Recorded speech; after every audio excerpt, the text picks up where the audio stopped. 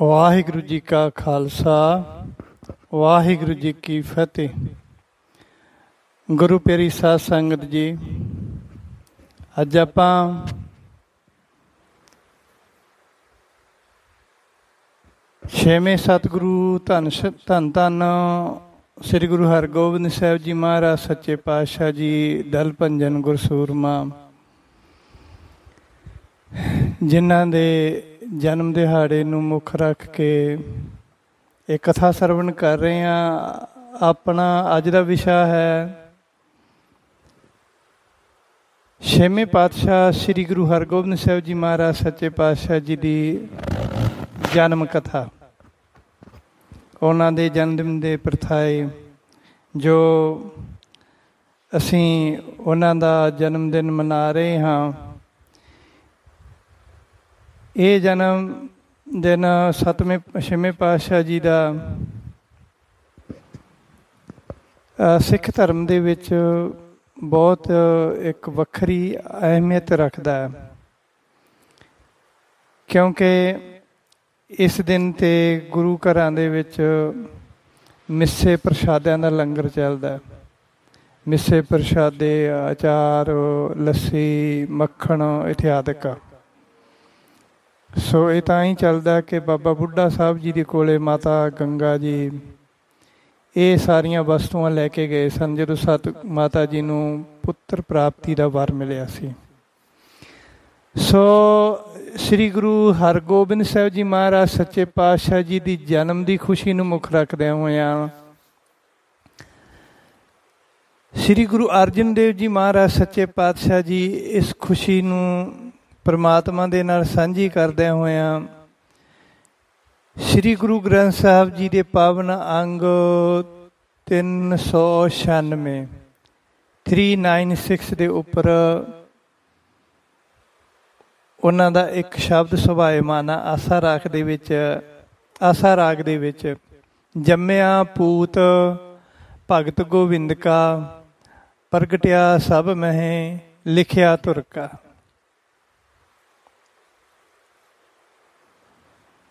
ਸੋ ਇਹ ਸਾਰੇ ਸ਼ਬਦ ਦੇ ਵਿੱਚ ਸਤਿਗੁਰੂ ਅਰਜਨ ਦੇਵ ਜੀ ਮਹਾਰਾਜ ਜੀ ਨੇ ਪੁੱਤਰ ਦੇ ਜਨਮ ਦੀ ਖੁਸ਼ੀ ਨੂੰ ਇਸ ਤਰੀਕੇ ਨਾਲ ਸਾਂਝਾ ਕੀਤਾ ਕਿ ਜਿਸ ਤਰ੍ਹਾਂ ਅਸੀਂ ਸਾਡੇ ਘਰ ਜਦੋਂ ਪੁੱਤਰ ਪੈਦਾ ਹੋ ਜਾਂਦਾ ਤਾਂ ਕੋਈ ਕਹਿੰਦਾ ਘਰ ਦਾ ਵਾਰਸ ਮਿਲ ਗਿਆ, ਖਾਨਦਾਨ ਦਾ ਵਾਰਸ ਮਿਲ ਗਿਆ, ਕੋਈ ਕਹਿੰਦਾ ਪੀੜ੍ਹੀ ਅੱਗੇ ਚੱਲੇਗੀ, ਕੋਈ ਕਹਿੰਦਾ ਪ੍ਰੋਪਰਟੀ ਦਾ ਵਾਰਸ ਮਿਲ ਗਿਆ। ਹਰ ਕੋਈ ਜਾਂ ਮਾਂ ਬਾਪ ਆਪਣੇ ਆਪਣੇ ਤਰੀਕੇ ਦੇ ਨਾਲ ਆਪਣੇ ਘਰ ਦੇ ਵਿੱਚ ਜਨਮੇ ਪੁੱਤ ਪ੍ਰਥਾਏ ਵਿਚਾਰ ਰੱਖਦੇ ਹਨ।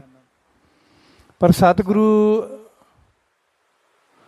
ਅਰਜਨ ਦੇਵ ਜੀ ਮਹਾਰਾਜ ਜੀ ਕਹਿੰਦੇ ਨੇ ਕਿ ਮੇਰੇ ਘਰ ਪਰਮਾਤਮਾ ਦਾ ਭਗਤ ਜੰਮਿਆ ਅਤੇ ਇਸ ਪਰਮਾਤਮਾ ਦੇ ਭਗਤ ਦੇ ਪੈਦਾ ਹੋਣ ਦੇ ਨਾਲ ਵਧੀ ਵੇਲ ਬਹੁ ਪੀੜ੍ਹੀ ਚਾਲੀ, ਧਰਮ ਕਲਾ ਹਰ ਬੰਧ ਬਹਾਲੀ।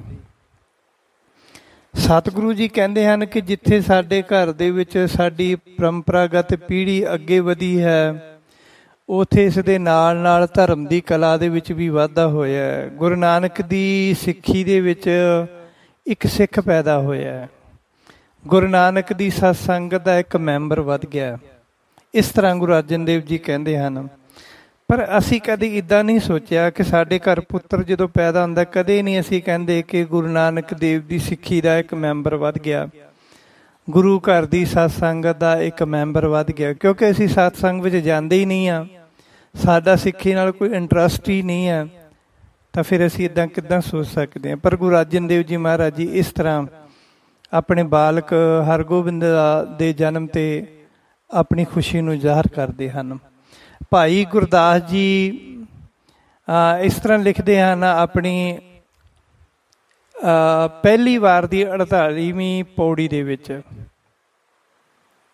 ਭਾਈ ਸਾਹਿਬ ਜੀ ਕਹਿੰਦੇ ਹਨ ਕਿ ਪੰਜ ਪਿਆਲੇ ਪੰਜ ਪੀਰ, ਛਟਮ ਪੀਰ ਬੈਠਾ ਗੁਰ ਭਾਰੀ, ਅਰਜਨ ਕਾਇਆ ਪਲਟ ਕੈ ਮੂਰਤ ਹਰਗੋਬਿੰਦ ਸਵਾਰੀ, ਚੱਲੀ ਪੀੜੀ ਸੋਢੀਆਂ ਰੂਪ ਦਿਖਾਵਣ ਵਾਰੋ ਵਾਰੀ, ਦਲ ਭੰਜਨ ਗੁਰਸੂਰਮਾ ਵਡ ਜੋਦਾ ਬਹੁ ਪਰਉਪਕਾਰੀ।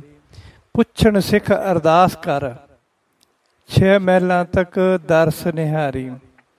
ਇਸ ਤਰ੍ਹਾਂ 6ਵੇਂ ਪਾਤਸ਼ਾਹ ਤੱਕ ਜਦੋਂ ਗੁਰਤਾ ਗੱਦੀ ਚੱਲ ਰਹੀ ਸੀ ਤਾਂ ਸਿੱਖਾਂ ਨੇ ਹੱਥ ਜੋੜ ਕੇ ਬੇਨਤੀ ਕੀਤੀ, ਕਹਿੰਦੇ ਸਤਿਗੁਰੂ ਜੀ 6 ਸਰੂਪਾਂ ਤੱਕ ਅਸੀਂ ਸਤਿਗੁਰੂ ਨਾਨਕ ਦੇਵ ਜੀ ਮਹਾਰਾਜ ਜੀ ਦੇ ਦਰਸ਼ਨ ਕੀਤੇ ਹਨ, ਇਸ ਸਿੱਖਾਂ ਦੇ ਮਹਿਲ ਦੇ ਵਾਰਸਾਂ ਦੇ ਦਰਸ਼ਨ ਕੀਤੇ ਹਨ, ਤਾਂ ਅੱਗੋਂ ਵੀ ਦਰਸ਼ਨ ਹੋਣਗੇ।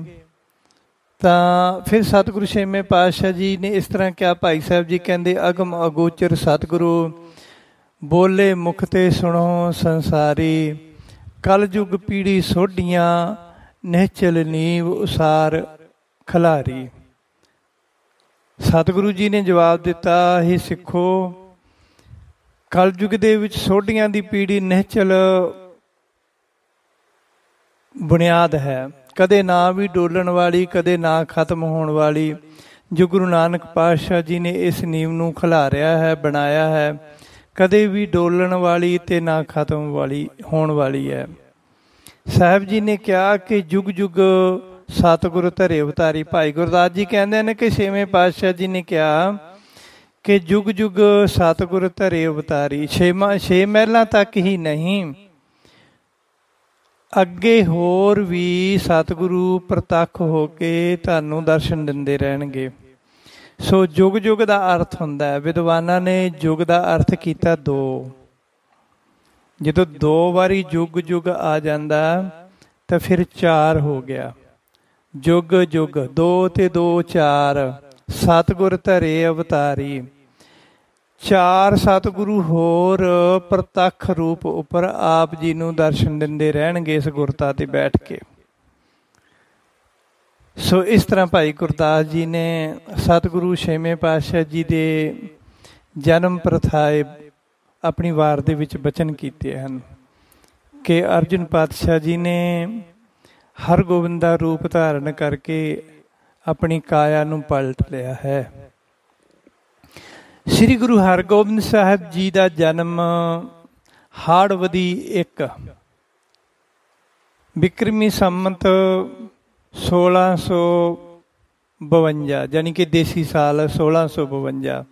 ਅੰਗਰੇਜ਼ੀ ਸਾਲ ਮਤਲਬ ਈਸਵੀ ਸਨ ਜਿਹੜਾ ਹੁਣ ਚੱਲਦਾ 2022। ਸੋ ਈਸਵੀ ਸਨ ਦੇ ਮੁਤਾਬਕ 19 ਜੂਨ 1596 ਵਿੱਚ ਹੋਇਆ। ਇਹ ਜਿਹੜੇ ਅੰਗਰੇਜ਼ੀ ਸਾਲ ਹਨ ਨਾ, ਇਹ ਪਲੱਸ ਮਾਈਨਸ ਕਰਕੇ ਨਾਲ ਅਟੈਚ ਕੀਤੇ ਗਏ ਹਨ, ਪਰ ਉਸ ਸਮੇਂ ਦੇ ਚੱਲਦੇ ਹੋਏ ਸਾਲਾਂ ਤਰੀਕਾਂ ਦੇ ਮੁਤਾਬਕ ਸਤਿਗੁਰਾਂ ਦੇ ਜਨਮ ਬਿਕਰਮੀ ਸੰਮਤ ਦੇ ਮੁਤਾਬਕ ਹੀ, ਬਿਕਰਮੀ ਸਾਲ ਦੇ ਦੇਸੀ ਸਾਲ ਦੇ ਮੁਤਾਬਕ ਹੀ ਲਿਖੇ ਗਏ ਹਨ। ਅਤੇ ਸਿੱਖ ਧਰਮ ਹਮੇਸ਼ਾ ਦੇਸੀ ਸਾਲ ਦੇ ਮੁਤਾਬਕ, ਦੇਸੀ ਮਹੀਨਿਆਂ ਦੇ ਮੁਤਾਬਕ ਆਪਣੇ ਗੁਰੂਆਂ ਦੇ ਜਨਮ ਦਿਨ, ਸ਼ਹੀਦੀ ਪੁਰਬ ਆਦਿਕ ਮਨਾਉਂਦਾ। ਜਿਵੇਂ ਹੁਣ ਪਿੱਛੇ ਜੇ ਗੁਰੂ ਅਰਜਨ ਦੇਵ ਜੀ ਮਹਾਰਾਜ ਜੀ ਦਾ ਅਸੀਂ ਸ਼ਹੀਦੀ ਪੁਰਬ ਮਨਾਇਆ। ਸੋ ਜੇਠ ਸੁਦੀ ਚੌਥ ਨੂੰ ਸ਼ਹੀਦ ਹੋਏ ਸਨ ਗੁਰੂ ਅਰਜਨ ਦੇਵ ਜੀ, ਅਤੇ ਅਸੀਂ ਹਰ ਸਾਲ ਜੇਠ ਸੁਦੀ ਚੌਥ ਨੂੰ ਹੀ ਸਤਿਗੁਰੂ ਜੀ ਦਾ ਜਨਮ ਸ਼ਹੀਦੀ ਪੁਰਬ ਮਨਾਉਂਦੇ ਗੁਰੂ ਅਰਜਨ ਦੇਵ ਜੀ ਦਾ। ਅੰਗਰੇਜ਼ੀ ਤਰੀਕ ਭਾਵੇਂ ਕੋਈ ਵੀ ਹੋਵੇ। ਸੋ ਇਸ ਤਰ੍ਹਾਂ 6ਵੇਂ ਪਾਤਸ਼ਾਹ ਜੀ ਦਾ ਜਨਮ ਦਿਨ ਵੀ ਅਸੀਂ ਹਾੜਵਦੀ ਏਕਮ ਨੂੰ ਮਨਾਉਂਦੇ ਹਾਂ। ਅੰਗਰੇਜ਼ੀ ਮਹੀਨਾ ਸਾਲ ਭਾਵੇਂ ਕੋਈ ਵੀ ਹੋਵੇ, ਕਿਉਂਕਿ ਅਲੱਗ-ਅਲੱਗ ਵਿਦਵਾਨਾਂ ਨੇ ਜਦੋਂ ਦੇਸੀ ਸਾਲਾਂ ਨੂੰ ਅੰਗਰੇਜ਼ੀ ਸਾਲਾਂ ਨਾਲ ਪਲੱਸ ਮਾਈਨਸ ਕੀਤਾ ਤਾਂ ਉਹਨਾਂ ਦੀਆਂ ਤਰੀਕਾਂ ਅੱਗੇ ਪਿੱਛੇ ਹੋ ਜਾਂਦੀਆਂ। ਸਾਲ ਭਾਵੇਂ ਸੇਮ ਹੀ ਨਿਕਲੇ। ਜਿਵੇਂ ਹੁਣ ਆਪਾਂ ਦੇਖਿਆ ਕਿ 19 ਜੂਨ 1596 ਨੂੰ ਗੁਰੂ ਹਰਗੋਬਿੰਦ ਸਾਹਿਬ ਜੀ ਦਾ ਜਨਮ ਅੰਗਰੇਜ਼ੀ ਸਾਲ ਦੇ ਮੁਤਾਬਕ ਮੰਨਿਆ ਗਿਆ। ਫਿਰ ਅੱਗੇ ਭਾਈ ਸੰਤੋਖ ਸਿੰਘ ਜੀ ਚੂੜਾਮਣੀ ਨੇ ਜਿਹੜਾ ਇਤਿਹਾਸ ਲਿਖਿਆ ਉਹ ਹਾੜਵਦੀ ਏਕਮ ਦਾ ਹੀ ਲਿਖਿਆ, ਪਰ ਜਦੋਂ ਉਹਨਾਂ ਦੀ ਲਿਖਤ ਨੂੰ ਪਲੱਸ ਮਾਈਨਸ ਕੀਤਾ ਅੰਗਰੇਜ਼ੀ ਸਾਲ ਦੇ ਨਾਲ ਤਾਂ ਉਹਦੇ ਵਿੱਚ 6 ਜੂਨ 1596 ਆਉਂਦਾ। ਸੋ ਕਈਆਂ ਵਿਦਵਾਨਾਂ ਨੇ 19 ਜੂਨ 1596 ਲਿਖਿਆ ਅਤੇ ਕਈਆਂ ਵਿਦਵਾਨਾਂ ਨੇ ਅੰਗਰੇਜ਼ੀ ਸਾਲ 6 ਜੂਨ 1596 ਲਿਖਿਆ। ਸੋ ਇਸ ਤਰ੍ਹਾਂ ਜਦੋਂ ਅਸੀਂ ਕਿਸੇ ਵੀ ਚੀਜ਼ ਨੂੰ ਕਿਸੇ ਚੀਜ਼ ਨਾਲ ਪਲੱਸ ਮਾਈਨਸ ਕਰਦੇ ਹਾਂ ਦੇਸੀ ਸਾਲਾਂ ਨੂੰ ਅੰਗਰੇਜ਼ੀ ਸਾਲਾਂ ਦੇ ਨਾਲ ਕਰਾਂਗੇ ਤਾਂ ਉਹਨਾਂ ਦੇ ਦਿਨ ਮਹੀਨੇ ਥੋੜ੍ਹੇ ਚੇਂਜ ਹੋ ਜਾਂਦੇ ਆ, ਸੇਮ ਨਹੀਂ ਆਉਂਦੇ, ਅਤੇ ਹਰ ਸਾਲ ਹੀ ਬਦਲ ਕੇ ਆਉਂਦੇ ਰਹਿੰਦੇ ਅੰਗਰੇਜ਼ੀ ਮਹੀਨੇ ਦੀਆਂ ਤਰੀਕਾਂ। ਸੋ ਇਸ ਤਰੀਕੇ ਦੇ ਨਾਲ ਪਿਛਲੇ ਯੁੱਗਾਂ ਵਿੱਚ ਜਿੰਨੇ ਵੀ ਰਿਸ਼ੀ ਮੁਨੀ ਸੰਤ ਅਵਤਾਰ ਪੈਗੰਬਰ ਆਏ ਹਨ, ਉਹਨਾਂ ਨੇ ਕਿਸੇ ਨੂੰ ਵਰ ਦਿੱਤਾ ਹੈ ਅਤੇ ਕਿਸੇ ਨੂੰ ਸ਼ਰਾਪ ਦਿੱਤਾ ਹੈ। ਪਰ ਪਿਛਲੇ ਯੁੱਗਾਂ ਵਿੱਚ ਸ਼ਾਪਤ ਹੋਏ ਲੋਕਾਂ ਨੂੰ ਸ਼ਰਾਪ ਤੋਂ ਮੁਕਤ ਕਰਨ ਵਾਸਤੇ ਧੰਨ ਸ਼੍ਰੀ ਗੁਰੂ ਨਾਨਕ ਦੇਵ ਜੀ ਅਤੇ ਉਹਨਾਂ ਦੇ 10 ਸਰੂਪਾਂ ਨੇ ਅਵਤਾਰ ਧਾਰਨ ਕੀਤਾ। ਇਹ ਫੈਸਲਾ ਪਾਰ ਬ੍ਰਹਮ ਪਰਮੇਸ਼ਰ ਨੇ ਆਪ ਕੀਤਾ ਅਤੇ ਗੁਰੂ ਨਾਨਕ ਦਾ ਰੂਪ ਧਾਰਨ ਕਰਕੇ ਪਾਰ ਬ੍ਰਹਮ ਪਰਮੇਸ਼ਰ ਆਪ ਜਗਤ ਵਿੱਚ ਆਏ। ਜਦ ਸ਼੍ਰੀ ਗੁਰੂ ਅਰਜਨ ਦੇਵ ਜੀ ਦੇ ਘਰ ਬਾਬਾ ਬੁੱਢਾ ਜੀ ਦੇ ਵਰ ਦੇ ਨਾਲ ਬਾਲਕ ਸ਼੍ਰੀ ਹਰਗੋਬਿੰਦ ਸਾਹਿਬ ਜੀ ਨੇ ਜਨਮ ਲਿਆ, ਕਿਉਂਕਿ ਬਾਬਾ ਬੁੱਢਾ ਸਾਹਿਬ ਜੀ ਤੋਂ ਵਰ ਪ੍ਰਾਪਤ ਗੁਰੂ ਹਰਗੋਬਿੰਦ ਸਾਹਿਬ ਜੀ ਹਨ। ਜਿਸ ਟਾਈਮ 'ਤੇ ਮਾਤਾ ਗੰਗਾ ਜੀ ਦੀ ਜਠਾਣੀ ਕਰਮੋਂ ਕੋਠੇ ਉੱਤੇ ਚੜ੍ਹ ਕੇ ਤਰ੍ਹਾਂ ਤਰ੍ਹਾਂ ਦੀਆਂ ਗੱਲਾਂ ਕਰਦੀ, ਤਾਨੇ ਮਿਹਣੇ ਮਾਰਦੀ, ਨਪੁੱਤੀ ਅਤੇ ਬੇਕੁੱਲਿਆਂ ਵਰਗੇ ਬੇਵੰਸ਼ੀ ਵਰਗੇ ਸ਼ਬਦਾਂ ਦੀ ਵਰਤੋਂ ਕਰਦੀ, ਤਾਂ ਮਾਤਾ ਗੰਗਾ ਜੀ ਬਹੁਤ ਦੁਖੀ ਹੁੰਦੇ ਸਨ। ਉਹਨਾਂ ਨੇ ਗੁਰੂ ਅਰਜਨ ਦੇਵ ਜੀ ਮਹਾਰਾਜ ਜੀ ਦੇ ਕੋਲ ਆਪਣੇ ਦਿਲ ਦੀ ਸਾਰੀ ਦੁਖਦਾਇਕ ਵਾਰਤਾ ਸੁਣਾਈ। ਸਤਿਗੁਰੂ ਜੀ ਨੇ ਕਿਹਾ ਕਿ ਇਹ ਕੰਮ ਬਾਬਾ ਬੁੱਢਾ ਸਾਹਿਬ ਜੀ ਬ੍ਰਹਮ ਗਿਆਨੀ ਕਰਨਗੇ। ਸੋ ਮਾਤਾ ਗੰਗਾ ਜੀ ਸਤਿਗੁਰਾਂ ਜੀ ਦੇ ਬਚਨ ਨੂੰ ਮੰਨ ਕੇ ਬਾਬਾ ਬੁੱਢਾ ਸਾਹਿਬ ਜੀ ਵਾਸਤੇ ਲੰਗਰ ਪਾਣੀ ਤਿਆਰ ਕਰਕੇ ਲੈ ਕੇ ਗਏ, ਪੁੱਤਰ ਪ੍ਰਾਪਤੀ ਦੀ ਇੱਛਾ ਰੱਖ ਕੇ, ਕਿਉਂਕਿ ਵਿਦਵਾਨ ਪੁਰਸ਼ਾਂ ਦਾ ਬਚਨ ਹੈ ਕਿ ਰਾਜ ਗੁਰੂ ਵੈਦ ਜੋਤਸ਼ੀ ਇਨਕੇ ਪਾਸ ਜੋ ਜਾਏ, ਖਾਲੀ ਹੱਥ ਨਾ ਜਾਈਏ, ਫਲ ਦੀਏ ਫਲ ਪਾਏ। ਰਾਜੇ ਕੋਲੇ ਜਾਣਾ ਹੋਵੇ, ਗੁਰੂ ਕੋਲ ਜਾਣਾ ਹੋਵੇ, ਵੈਦ ਕੋਲ ਜਾਣਾ ਹੋਵੇ, ਜੋਤਸ਼ੀ ਕੋਲ ਜਾਣਾ ਹੋਵੇ, ਕਦੇ ਵੀ ਖਾਲੀ ਹੱਥ ਨਹੀਂ ਜਾਣਾ ਚਾਹੀਦਾ। ਕੁਝ ਨਾ ਕੁਝ ਭੇਟਾ ਵਾਸਤੇ ਲੈ ਕੇ ਜਾਣਾ ਚਾਹੀਦਾ, ਕਿਉਂਕਿ ਇਹਨਾਂ ਲੋਕਾਂ ਨੂੰ ਜੇ ਅਸੀਂ ਕੁਝ ਭੇਟਾ ਕਰਾਂਗੇ ਤਾਂ ਫਲ ਦੀਏ ਫਲ ਪਾਏ, ਕੁਛ ਦੇਵਾਂਗੇ ਤਾਂ ਕੁਛ ਫਲ ਪ੍ਰਾਪਤ ਕਰਾਂਗੇ। ਇਹ ਸਾਰੀਆਂ ਚੀਜ਼ਾਂ ਰਾਜੇ ਕੋਲੇ, ਗੁਰੂ ਕੋਲੇ, ਵੈਦ ਕੋਲੇ, ਜੋਤਸ਼ੀ ਕੋਲੇ ਕਦੇ ਵੀ ਖਾਲੀ ਹੱਥ ਨਹੀਂ ਜਾਣਾ ਚਾਹੀਦਾ। ਸੋ ਮਾਤਾ ਗੰਗਾ ਜੀ ਮਿੱਸੇ ਪ੍ਰਸ਼ਾਦੇ ਬਣਾ ਕੇ, ਲੱਸੀ ਲੈ ਕੇ, ਦਹੀਂ ਮੱਖਣ ਲੈ ਕੇ, ਗੰਢਾ ਅਚਾਰ ਲੈ ਕੇ ਜਦ ਗਏ ਤਾਂ ਬਾਬਾ ਬੁੱਢਾ ਸਾਹਿਬ ਜੀ ਨੇ ਬੜੇ ਸਤਿਕਾਰ ਦੇ ਨਾਲ ਮਾਤਾ ਜੀ ਦੇ ਸਿਰ ਤੋਂ ਪ੍ਰਸ਼ਾਦੇ ਵਾਲਾ ਟੋਕਰਾ ਉਤਾਰਿਆ ਅਤੇ ਪ੍ਰਸ਼ਾਦਾ ਛਕਣ ਲੱਗਿਆਂ ਨੇ ਆਪਣੇ ਗੋਡੇ 'ਤੇ ਰੱਖ ਕੇ ਜਦ ਗੰਢੇ 'ਤੇ ਮੁੱਕੀ ਮਾਰੀ ਤਾਂ ਗੰਢੇ ਦੀ ਬੱਚ ਨਿਕਲ ਕੇ ਉਹ ਗਈ। ਤਾਂ ਬਾਬਾ ਬੁੱਢਾ ਸਾਹਿਬ ਜੀ ਨੇ ਬਚਨ ਕੀਤੇ, ਮਾਤਾ ਤੁਹਾਡੇ ਘਰ ਐਸਾ ਸੂਰਬੀਰ ਯੋਧਾ ਪੈਦਾ ਹੋਵੇਗਾ ਜੋ ਦੁਸ਼ਮਣਾਂ ਦੇ ਸਿਰ ਭੰਨੇਗਾ ਅਤੇ ਉਹਨਾਂ ਦੇ ਸਿਰਾਂ ਦੀ ਮਿੱਝ ਇਸ ਤਰ੍ਹਾਂ ਬੁੜਕ ਬੁੜਕ ਕੇ ਬਾਹਰ ਜਾਏਗੀ। ਸੋ ਇਸ ਤਰ੍ਹਾਂ ਬਾਬਾ ਬੁੱਢਾ ਸਾਹਿਬ ਜੀ ਦੇ ਬਚਨ ਦੇ ਨਾਲ, ਵਰ ਦੇ ਨਾਲ ਬਾਲਕ ਸ਼੍ਰੀ ਹਰਗੋਬਿੰਦ ਸਾਹਿਬ ਜੀ ਨੇ ਜਨਮ ਲਿਆ ਗੁਰੂ ਅਰਜਨ ਦੇਵ ਜੀ ਦੇ ਘਰ ਵਿਖੇ ਮਾਤਾ ਗੰਗਾ ਜੀ ਦੀ ਪਾਵਨ ਕੁੱਖ ਦੇ ਵਿੱਚੋਂ। ਸੋ ਇਸ ਤਰ੍ਹਾਂ ਦੇ ਨਾਲ ਗੁਰੂ ਅਰਜਨ ਦੇਵ ਜੀ ਦੇ ਵੱਡੇ ਭਰਾ ਪ੍ਰਿਥੀ ਚੰਦ ਨੇ ਇਸ ਬਾਲਕ ਨੂੰ ਮਾਰਨ ਵਾਸਤੇ ਕਈ ਉਪਰਾਲੇ ਕੀਤੇ, ਕਈ ਤਰੀਕੇ ਅਤੇ ਕਈ ਢੰਗ ਅਪਣਾਏ, ਪਰ ਉਹ ਇੱਕ ਵੀ ਚਾਲ ਵਿੱਚ ਕਾਮਯਾਬ ਨਾ ਹੋ ਸਕਿਆ।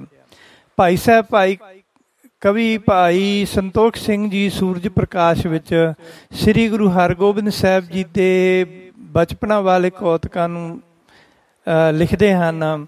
ਸੋ ਅਸੀਂ ਸਿਰਫ ਉਹਨਾਂ ਦੇ ਸ੍ਰੀ ਗੁਰੂ ਹਰਗੋਬਿੰਦ ਸਾਹਿਬ ਜੀ ਮਹਾਰਾਜ ਜੀ ਦੇ ਜਨਮ ਦਿਨ ਨੂੰ ਮੁੱਖ ਰੱਖਦਿਆਂ ਹੋਇਆਂ ਉਹਨਾਂ ਦੇ ਬਚਪਨਾਂ ਦੀ ਕੌਤਕਾਂ ਦੀ ਗੱਲ ਕਰਾਂਗੇ। ਉਹਨਾਂ ਦੇ ਪ੍ਰਮਾਣਾਂ ਦੇ ਸਹਿਤ ਅਸੀਂ ਇਸ ਵਾਰਤਾ ਨੂੰ ਸਰਵਣ ਕਰਾਂਗੇ।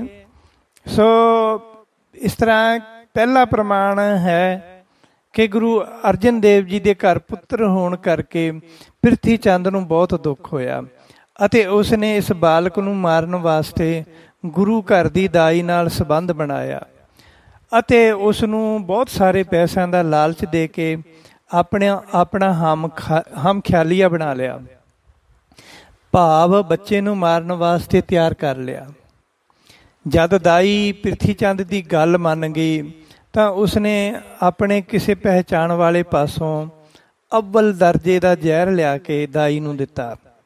ਦਾਈ ਨੇ ਪ੍ਰਿਥੀ ਕੋਲੋਂ ਪੈਸੇ ਅਤੇ ਜ਼ਹਿਰ ਫੜਦਿਆਂ ਹੋਇਆਂ ਆਖਿਆ, ਹੁਣ ਤੂੰ ਫਿਕਰ ਨਾ ਕਰ, ਬਾਕੀ ਗੱਲ ਮੇਰੇ ਤੇ ਰਹੀ ਕਿ ਮੈਂ ਬਾਲਕ ਨੂੰ ਕਿਵੇਂ ਮਾਰਨਾ। ਦੂਜੇ ਦਿਨ ਦਾਈ ਆਪਣੀਆਂ ਛਾਤੀਆਂ ਨੂੰ ਜ਼ਹਿਰ ਲਗਾ ਕੇ ਗੁਰੂ ਜੀ ਦੇ ਘਰ ਚਲੀ ਗਈ। ਬੜੀਆਂ ਮਿੱਠੀਆਂ ਮਿੱਠੀਆਂ ਗੱਲਾਂ ਕਰਦੀ ਹੋਈ ਨੇ ਬਾਲਕ ਹਰਗੋਬਿੰਦ ਸਾਹਿਬ ਜੀ ਨੂੰ ਮਾਤਾ ਗੰਗਾ ਜੀ ਦੀ ਗੋਦ ਵਿੱਚੋਂ ਫੜ ਲਿਆ ਅਤੇ ਲਾੜ ਲਡਾਉਂਦੀ ਹੋਈ ਇੱਕ ਪਾਸੇ ਲੈ ਗਈ।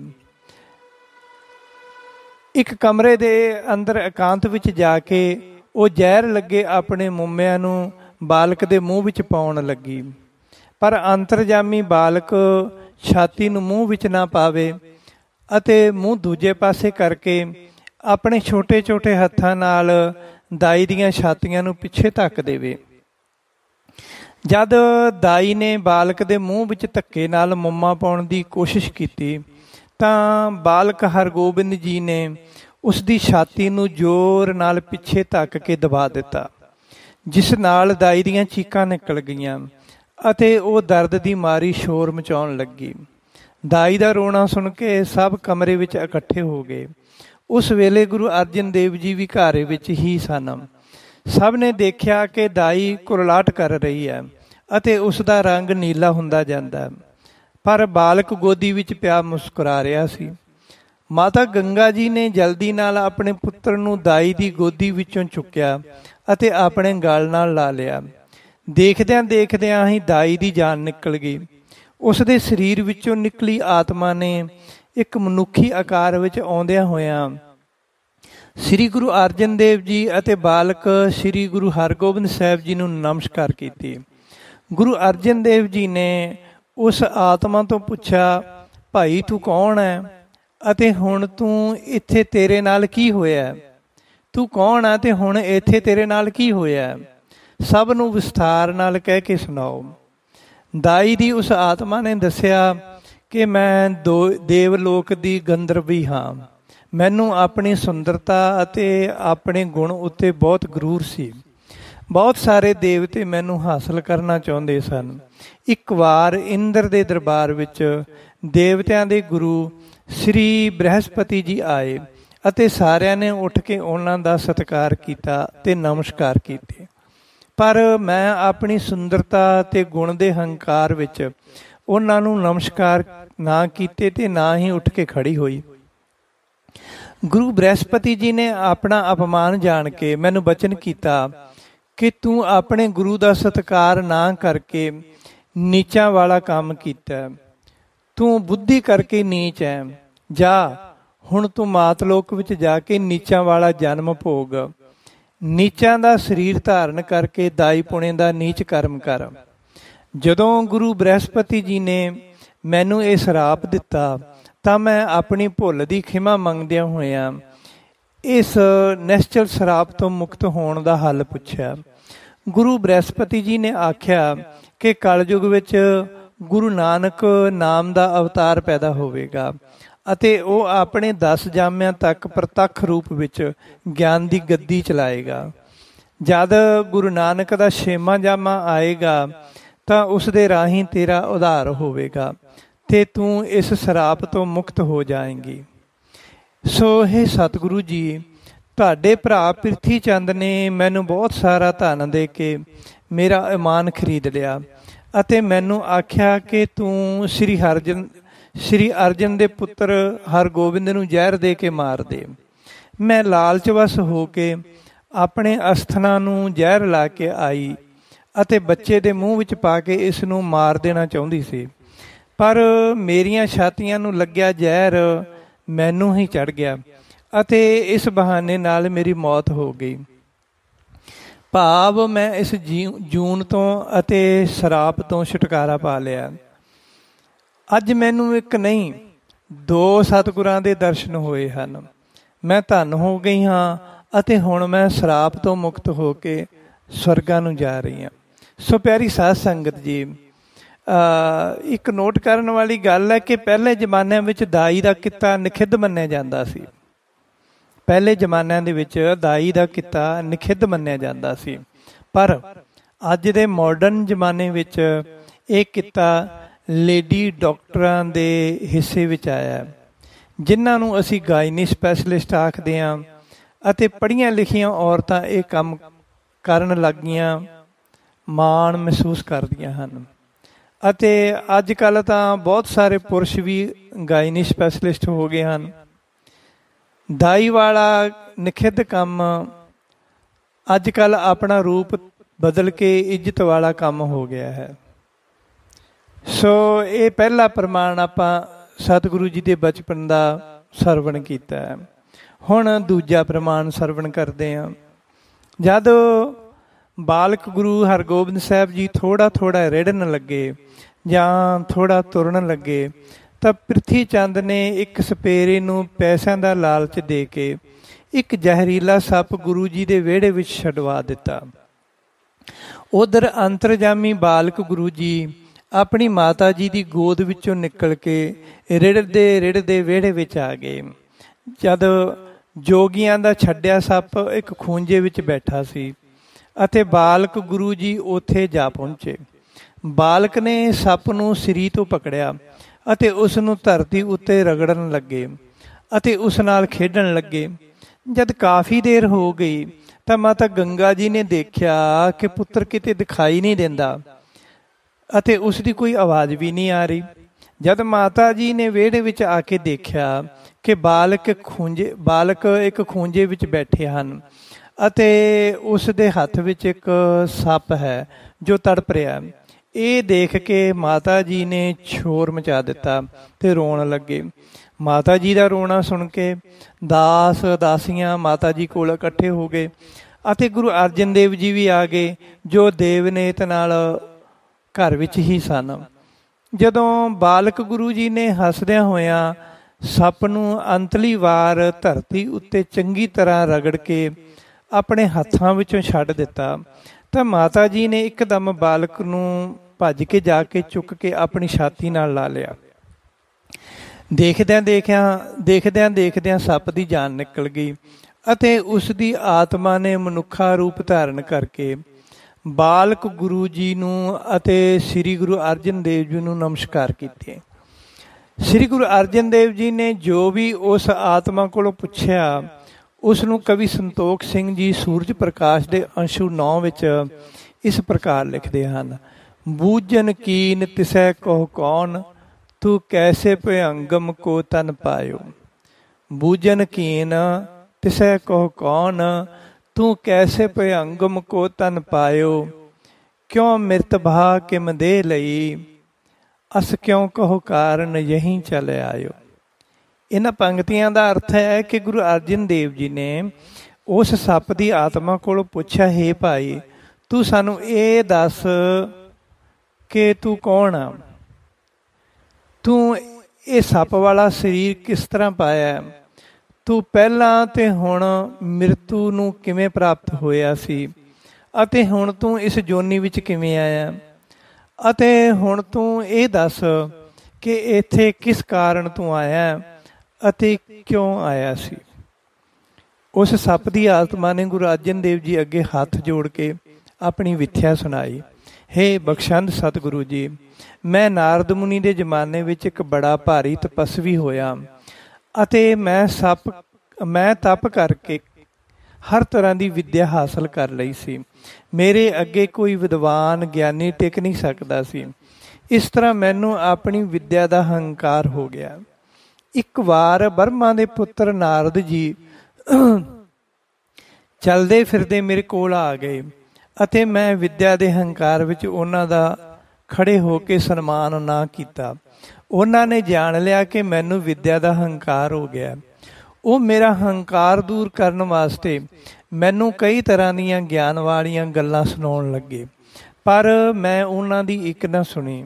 ਜਦ ਉਹ ਕੋਈ ਗੱਲ ਸੁਣਾਉਂਦੇ ਸਨ ਤਾਂ ਮੈਂ ਉਹਨਾਂ ਦੀ ਗੱਲ ਨੂੰ ਵਿੱਚੋਂ ਕੱਟ ਕੇ ਆਪਣੀਆਂ ਹੀ ਸੁਣਾਉਣ ਲੱਗ ਜਾਂਦਾ ਸੀ ਅਤੇ ਉਹਨਾਂ ਦੇ ਗਿਆਨ ਨੂੰ ਅਰਥਹੀਣ ਸਮਝਦਾ ਸੀ।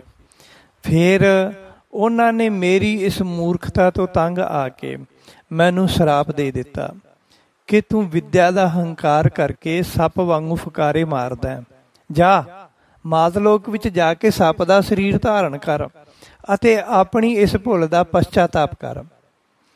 ਨਾਰਦ ਮੁਨੀ ਜੀ ਦਾ ਅਟਲ ਸਰਾਪ ਸੁਣ ਕੇ ਮੈਨੂੰ ਆਪਣੀ ਭੁੱਲ ਦਾ ਅਹਿਸਾਸ ਹੋਇਆ ਅਤੇ ਮੈਂ ਉਹਨਾਂ ਦੇ ਪੈਰੀਂ ਪੈ ਕੇ ਆਪਣੀ ਭੁੱਲ ਦੀ ਮਾਫੀ ਮੰਗੀ ਅਤੇ ਸਰਾਪ ਤੋਂ ਮੁਕਤ ਹੋਣ ਦਾ ਸਮਾਂ ਪੁੱਛਿਆ। ਨਾਰਦ ਜੀ ਨੇ ਕਿਹਾ ਕਿ ਕਲਯੁਗ ਵਿੱਚ ਗੁਰੂ ਨਾਨਕ ਦੇਵ ਜੀ ਗਿਆਨ ਦੀ ਗੱਦੀ ਚਲਾਉਣਗੇ ਅਤੇ ਉਹ ਗੱਦੀ 10 ਜਾਮਿਆਂ ਤੱਕ ਪ੍ਰਤੱਖ ਤੌਰ ਉੱਤੇ ਚੱਲੇਗੀ। ਜਦ ਉਹਨਾਂ ਦਾ 6ਵਾਂ ਜਾਮਾ ਆਏਗਾ ਤਾਂ ਉਸ ਜਾਮੇ ਦੇ ਬਾਲਕ ਰੂਪ ਹੱਥੋਂ ਤੇਰਾ ਉਧਾਰ ਹੋਵੇਗਾ। ਸੋ ਇਹ ਸਤਿਗੁਰੂ ਜੀ, ਅੱਜ ਪ੍ਰਿਥੀ ਚੰਦ ਦੇ ਪ੍ਰੇਰੇ ਹੋਏ ਇੱਕ ਸਪੇਰੇ ਨੇ ਮੈਨੂੰ ਇੱਥੇ ਲਿਆ ਛੱਡਿਆ। ਮੈਂ ਬਹੁਤ ਜ਼ਹਿਰੀਲੀ ਕਿਸਮ ਦਾ ਸੱਪ ਹਾਂ ਅਤੇ ਸਪੇਰੇ ਨੇ ਪ੍ਰਿਥੀ ਕੋਲੋਂ ਬਹੁਤ ਸਾਰਾ ਧਨ ਲੈ ਕੇ ਬਾਲਕ ਗੁਰੂ ਜੀ ਨੂੰ ਮਾਰਨ ਵਾਸਤੇ ਮੈਨੂੰ ਇੱਥੇ ਛੱਡਿਆ ਸੀ। ਪਰ ਦੂਸਰਿਆਂ ਨੂੰ ਜੀਵਨ ਦੇਣ ਵਾਲੇ ਨੂੰ ਮੈਂ ਕਿਵੇਂ ਮਾਰ ਸਕਦਾ ਸੀ? ਬਾਲਕ ਗੁਰੂ ਜੀ ਨੇ ਮੇਰੇ ਉੱਤੇ ਮਿਹਰਬਾਨੀ ਕੀਤੀ ਅਤੇ ਮੈਨੂੰ ਸਿਰੀ ਤੋਂ ਫੜ ਕੇ ਧਰਤੀ ਉੱਤੇ ਰਗੜ ਕੇ ਮਾਰ ਦਿੱਤਾ ਅਤੇ ਮੈਨੂੰ ਸਰਾਪ ਤੋਂ ਮੁਕਤ ਕਰ ਦਿੱਤਾ। ਪਰ ਪ੍ਰਿਥੀਆ ਪਾਪੀ ਤੁਹਾਡੇ ਬਾਲਕ ਨੂੰ ਮਾਰਨਾ ਚਾਹੁੰਦਾ ਅਤੇ ਇਸ ਨੂੰ ਮਾਰਨ ਵਾਸਤੇ ਉਹ ਬਹੁਤ ਸਾਰਾ ਧਨ ਖਰਚ ਕਰ ਰਿਹਾ। ਹੇ ਬਖਸ਼ੰਦ ਪਿਤਾ ਜੀ, ਅੱਜ ਮੈਂ ਦੋ ਗੁਰੂ ਸਾਹਿਬਾਨ ਦੇ ਦਰਸ਼ਨ ਕਰਕੇ ਅਤੇ ਸਰਾਪ ਮੁਕਤ ਹੋ ਕੇ ਸਵਰਗਾਂ ਨੂੰ ਚੱਲਿਆ ਹਾਂ। ਸੋ ਇਸ ਤਰ੍ਹਾਂ ਦੇ ਨਾਲ ਆਪਾਂ ਸ਼ੁਰੂ ਵਿੱਚ ਸਰਵਣ ਕੀਤਾ ਸੀ ਕਿ ਇਸ ਸੰਸਾਰ ਦੇ ਵਿੱਚ, ਸਾਡੇ ਦੇਸ਼ ਦੇ ਵਿੱਚ ਜਿੰਨੇ ਵੀ ਅਵਤਾਰ, ਰਿਸ਼ੀ, ਮੁਨੀ, ਸੰਤ ਹੋਏ ਹਨ, ਸਾਰਿਆਂ ਨੇ ਸਰਾਪ ਹੀ ਦਿੱਤੇ ਹਨ। ਕਿਸੇ ਨੇ ਕਿਸੇ ਨੂੰ ਸਰਾਪ ਦਿੱਤਾ, ਕਿਸੇ ਨੇ ਕਿਸੇ ਨੂੰ ਸਰਾਪ ਦਿੱਤਾ। ਇਤਿਹਾਸ ਪੜ੍ਹ ਕੇ ਦੇਖੀਏ ਸਨਾਤਨ ਧਰਮ ਦਾ, ਤਾਂ ਕਈ ਤਰ੍ਹਾਂ ਦੇ ਸਰਾਪਾਂ ਦੇ ਨਾਲ ਉਹ ਇਤਿਹਾਸ ਭਰਿਆ ਹੋਇਆ ਹੈ।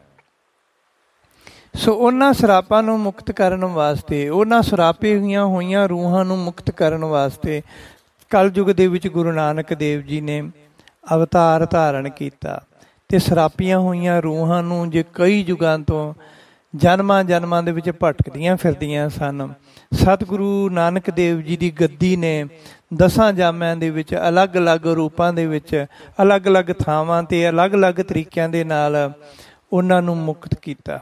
ਸੋ ਇਸ ਤਰ੍ਹਾਂ ਦੇ ਨਾਲ ਸਿੱਖ ਇਤਿਹਾਸ ਦੇ ਪੰਨੇ ਪੜ੍ਹ ਕੇ ਸਾਨੂੰ ਕਈ ਥਾਵਾਂ ਤੋਂ ਇਹਨਾਂ ਗੱਲਾਂ ਦੇ ਪ੍ਰਮਾਣ ਮਿਲ ਜਾਂਦੇ ਹਨ ਕਿ ਸਤਿਗੁਰਾਂ ਨੇ, ਸਿੱਖ ਧਰਮ ਦੇ ਸਤਿਗੁਰਾਂ ਨੇ, ਗੁਰੂ ਸਾਹਿਬਾਨ ਨੇ ਕਿਸ ਤਰੀਕੇ ਦੇ ਨਾਲ ਕਿੰਨਿਆਂ ਹੀ ਲੋਕਾਂ ਨੂੰ ਕਈ ਜਨਮਾਂ ਤੇ ਕਈ ਯੁਗਾਂ ਤੋਂ ਸਰਾਪੇ ਹੋਇਆਂ ਨੂੰ ਮੁਕਤ ਕੀਤਾ।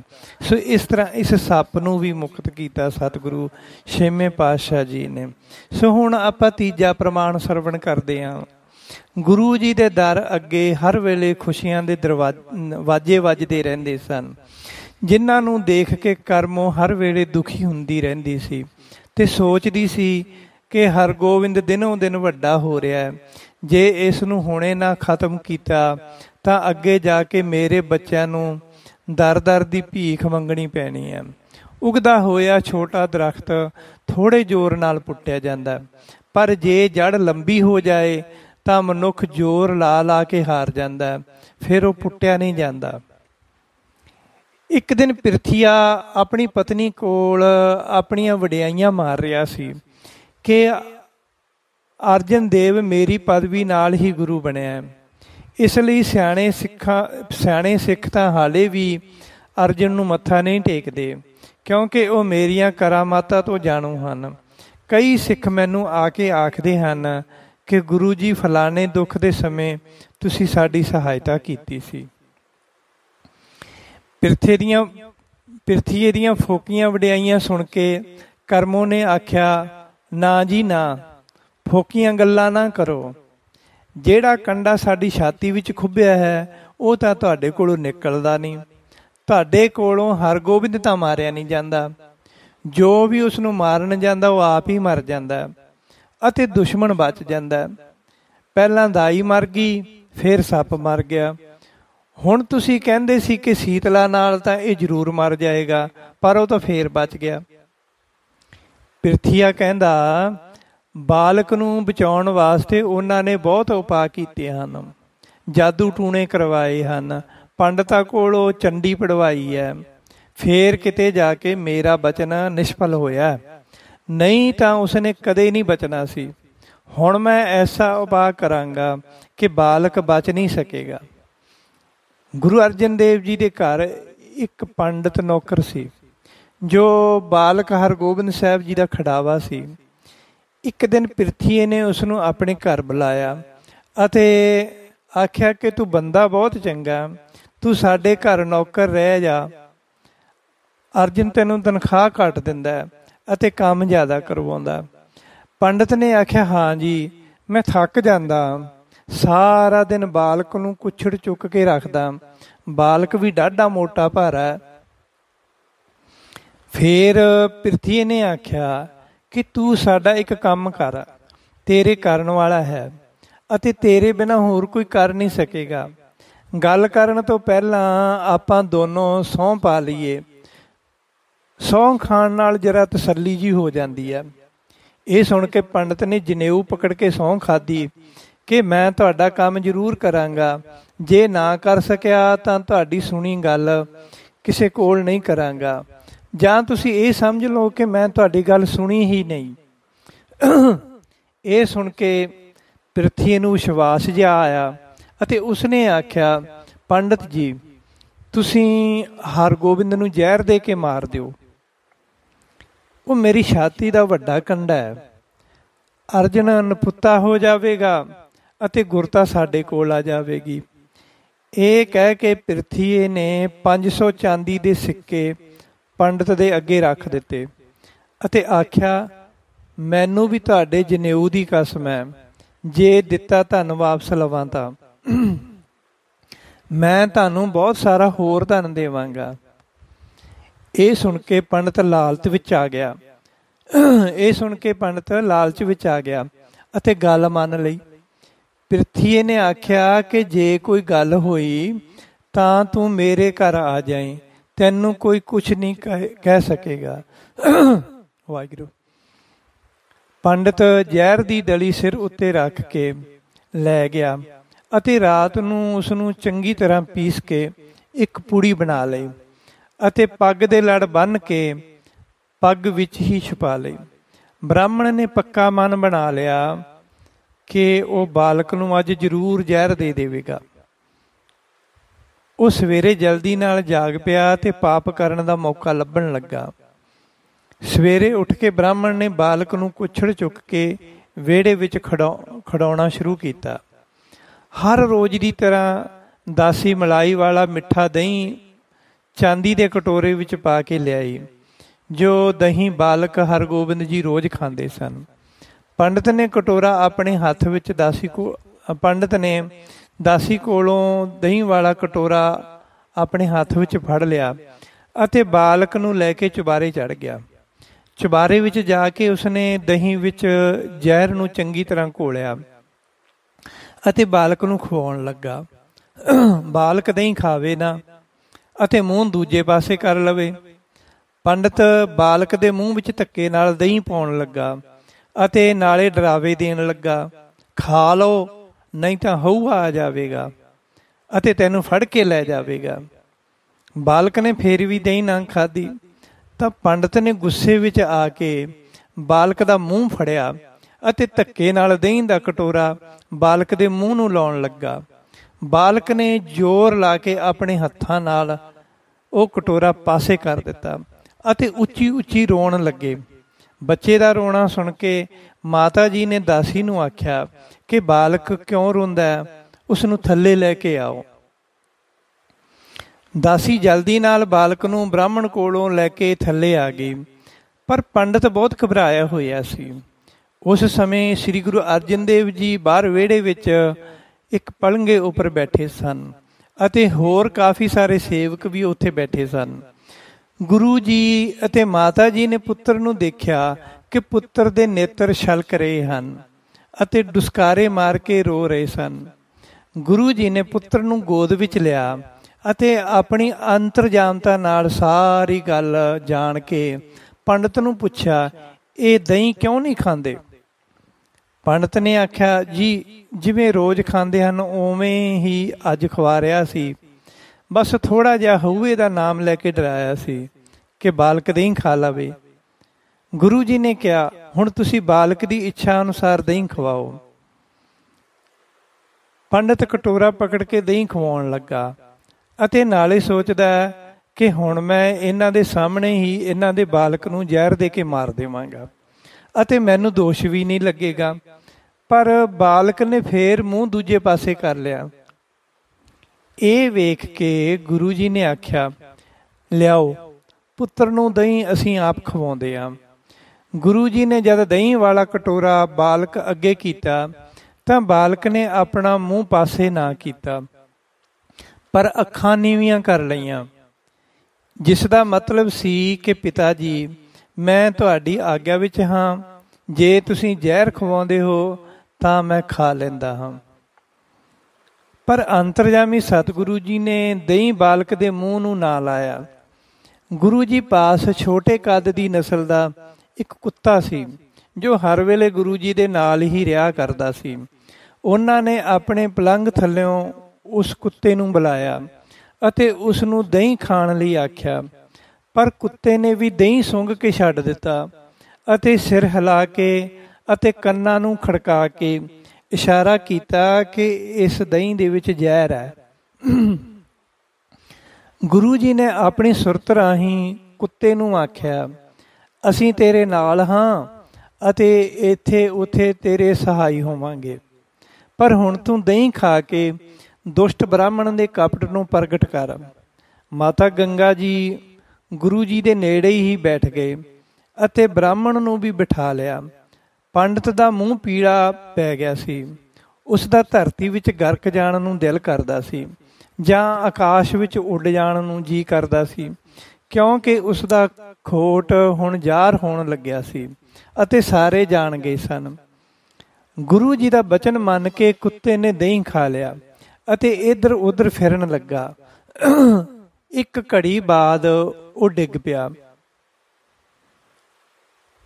ਗੁਰੂ ਜੀ ਨੇ ਕੁੱਤੇ ਨੂੰ ਆਪਣੇ ਚਰਨ ਛੁਹਾਏ ਤਾਂ ਉਹ ਪ੍ਰਾਣਾਂ ਦਾ ਤਿਆਗ ਕਰਕੇ ਬੈਕੁੰਠ ਧਾਮ ਨੂੰ ਚਲਿਆ ਗਿਆ। ਇਹ ਵੇਖ ਕੇ ਸਾਰੇ ਜਣੇ ਹਾਹਾਕਾਰ ਕਰਨ ਲੱਗੇ ਤੇ ਬਹੁਤ ਹੈਰਾਨ ਹੋਏ, ਪਰ ਦਾਸਾਂ ਨੂੰ ਸੁੱਖ ਦੇਣ ਵਾਲੇ ਹਰਗੋਬਿੰਦ ਜੀ ਸੁਰੱਖਿਅਤ ਰਹੇ। ਜਦ ਕੁੱਤੇ ਦੀ ਮੌਤ ਹੋ ਗਈ ਤਾਂ ਗੁਰੂ ਜੀ ਨੇ ਦੁਸ਼ਟ ਬ੍ਰਾਹਮਣ ਦਾ ਖੋਟ ਜਾਣ ਕੇ ਬਚਨ ਕੀਤਾ, ਤੇਰੇ ਵੇਖਦਿਆਂ ਵੇਖਦਿਆਂ ਕੁੱਤਾ ਮਰ ਗਿਆ, ਹੁਣ ਤੂੰ ਵੀ ਇਸੇ ਤਰ੍ਹਾਂ ਹੀ ਵੱਡਾ ਦੁੱਖ ਪਾਵੇਂਗਾ ਅਤੇ ਤੇਰੇ ਸਰੀਰ ਦਾ ਹੁਣੇ ਨਾਸ਼ ਹੋ ਜਾਣਾ। ਜਦ ਗੁਰੂ ਜੀ ਨੇ ਇਸ ਤਰ੍ਹਾਂ ਬਚਨ ਕੀਤਾ ਤਾਂ ਉਸ ਦੇ ਪੇਟ ਵਿੱਚ ਉਸੇ ਵੇਲੇ ਸੂਲ ਹੋ ਉੱਠਿਆ ਅਤੇ ਉਹ ਧਰਤੀ ਉੱਪਰ ਡਿੱਗ ਪਿਆ।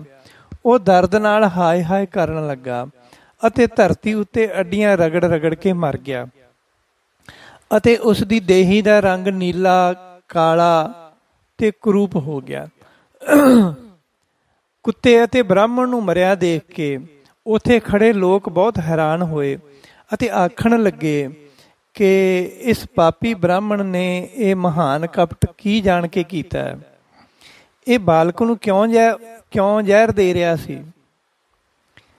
ਸਭ ਸੇਵਕ ਗੁਰੂ ਜੀ ਦੀ ਮਹਿਮਾ ਕਰਨ ਲੱਗੇ।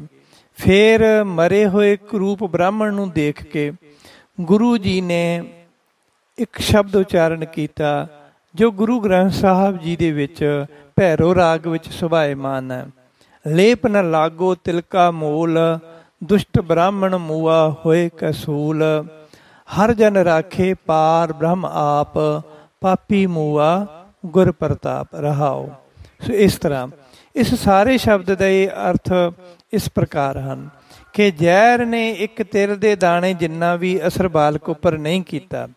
ਦੁਸ਼ਟ ਬ੍ਰਾਹਮਣ ਸੂਲ ਦਾ ਦਰਦ ਹੋਣ ਕਰਕੇ ਮਰ ਗਿਆ। ਪ੍ਰਭੂ ਦੇ ਸੇਵਕ ਬਾਲਕ ਨੂੰ ਪਰਮ ਪ੍ਰਭੂ ਨੇ ਆਪ ਹੀ ਬਚਾ ਲਿਆ।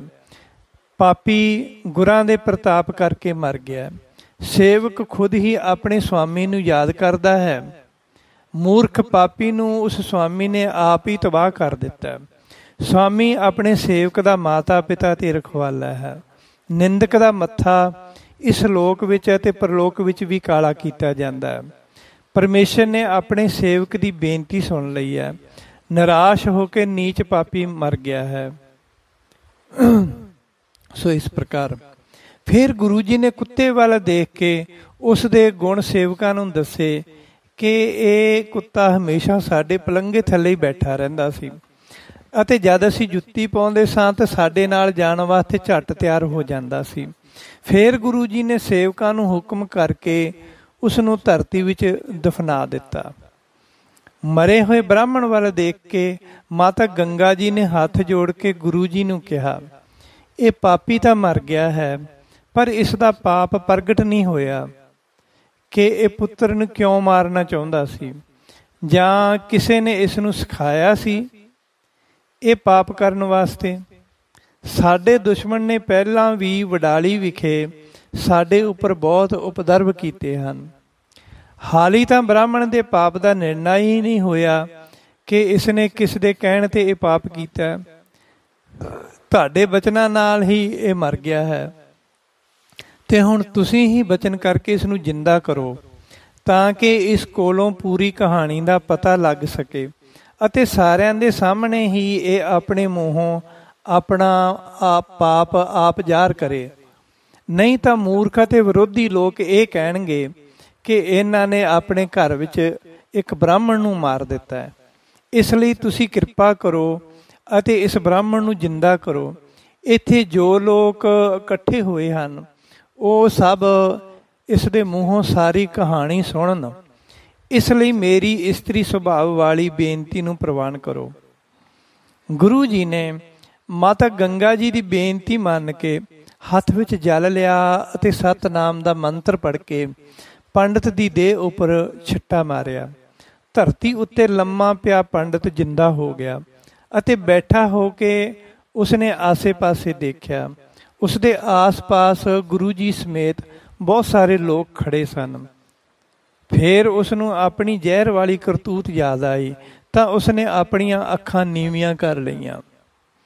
ਫਿਰ ਗੁਰੂ ਜੀ ਨੇ ਉਸ ਅਧਰਮੀ ਤੇ ਪਾਪੀ ਪੁਰਸ਼ ਨੂੰ ਪੁੱਛਿਆ, ਹੁਣ ਤੂੰ ਦੱਸ, ਤੂੰ ਇਹ ਪਾਪ ਕਰਮ ਕਿਉਂ ਕਮਾਇਆ? ਸਾਡੇ ਕੋਲੋਂ ਧਨ ਅਤੇ ਅਨਾਜ ਲੈਂਦਾ, ਚੰਗਾ ਖਾਂਦਾ ਪੀਂਦਾ, ਤੇਰਾ ਕਿਹੜਾ ਕੰਮ ਸੀ ਜੋ ਇਸ ਪਾਪ ਬਿਨਾਂ ਨਹੀਂ ਹੋ ਸਕਦਾ ਸੀ? ਜਾਂ ਤੈਨੂੰ ਕਿਸੇ ਨੇ ਲਾਲਚ ਦੇ ਕੇ ਪਾਪ ਕਰਨ ਲਈ ਸਿਖਾਇਆ? ਸੱਚ ਦੱਸ, ਇਸ ਵਿੱਚ ਕੋਈ ਵਲਵਲਾ ਨਾ ਕਰੇ। ਤੈਨੂੰ ਮੌਤ ਤੋਂ ਬਚਾ ਕੇ ਬੈਠਾ ਕੀਤਾ। ਇਹ ਸੁਣ ਕੇ ਪੰਡਤ ਨੇ ਹੌਲੀ ਹੌਲੀ ਆਪਣੀਆਂ ਅੱਖਾਂ ਉੱਪਰ ਚੁੱਕੀਆਂ ਅਤੇ ਆਪਣੇ ਸਿਰ ਉੱਤੇ ਪੱਗ ਨਾ ਹੋਣ ਕਰਕੇ ਉਸਨੇ ਆਪਣੇ ਆਪ ਨੂੰ ਨਰਕਾਂ ਵਿੱਚ ਨੰਗਾ ਖੜਾ ਮਹਿਸੂਸ ਕੀਤਾ। ਦੇਖੋ ਪੱਗ ਦੀ ਕਿੰਨੀ ਮਹਾਨਤਾ ਹੈ। ਅਸੀਂ ਪੱਗ ਕੱਛ 'ਚ ਦੇ ਲੈਂਦੇ ਹਾਂ, ਅਸੀਂ ਪੱਗ ਬੰਨ੍ਹਦੇ ਹੀ ਨਹੀਂ ਹਾਂ।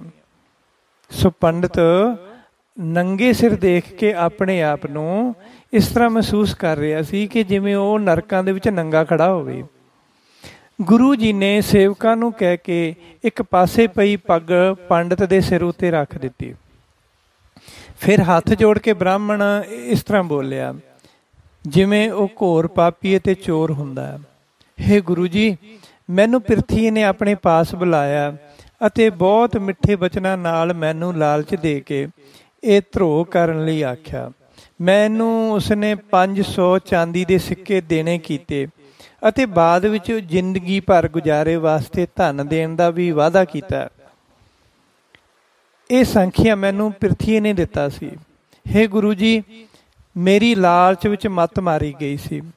ਪਿਰਥੀ ਨੇ ਤੁਹਾਡੇ ਵਾਸਤੇ ਬਹੁਤ ਕਠੋਰ ਅਤੇ ਦ੍ਰਿੜ ਇਰਾਦੇ ਧਾਰਨ ਕੀਤੇ ਹੋਏ ਹਨ।